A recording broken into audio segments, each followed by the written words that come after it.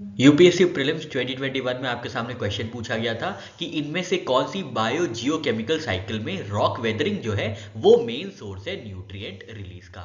In case of which one of the following biogeochemical cycles the weathering of rocks is the main source of release of nutrient to enter the cycle. और आपके सामने option दिए गए थे। Option A था carbon cycle, option B था nitrogen cycle, option C था phosphorus cycle और ऑप्शन डी था सल्फर साइकिल। और इसका सही आंसर था option C phosphorus cycle.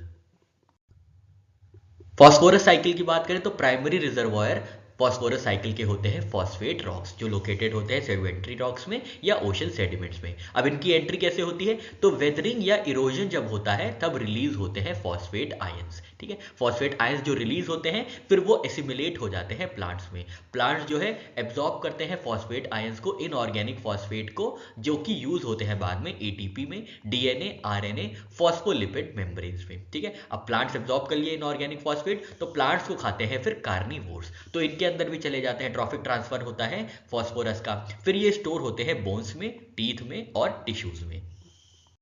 Step 4 में हमने देखा कार्निवोर्स में कैसे फॉस्फोरस एक्यूमुलेट होते हैं बोन्स में, टीथ में या टिश्यूज में। अब ये वापस सॉइल या वाटर में कैसे आते हैं, तो एक्सक्रीशन के माध्यम से, डीके से या डेथ होने की वजह से ऑर्गेनिजम्स की, जो फॉस्फेट इकट्ठा हुए थे कार्निवोर्स में वो आ जाते हैं वापस से सॉइल या वाटर में।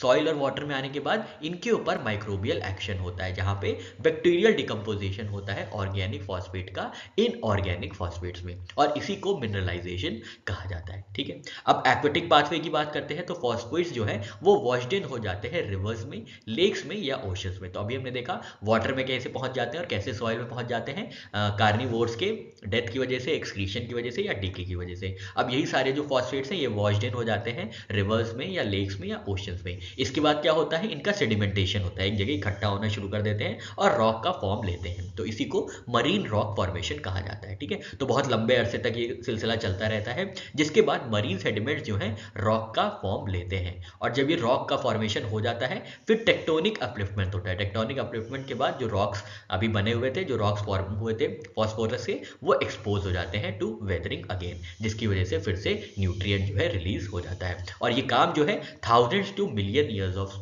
टाइम में प्रोसेस में कंप्लीट होता है। फॉस्फोरस साइकिल की फीचर्स की बात करें तो यहाँ पे गैसियस फेज एब्सेंट होती है। प्राइमरी सोर्स हमने देखा वेदरिंग ऑफ रॉक्स होती है, स्पीड बहुत स्लो होती है। टाइप जो होता है सेडिमेंट्री साइकिल होता है, क्योंकि यहाँ पे सेडिमेंट फॉर्मेशन के बाद से साइकिल मूव इन करती है, यहाँ पे कोई भी गैसियस एलिमेंट इन्वॉल्व नहीं होता है। मेजर सिंक हमने देखा ओशन सेडिमेंट्स था, तो ये हमारा क्वेश्चन का सही आंसर था फॉस्फोरस साइकिल।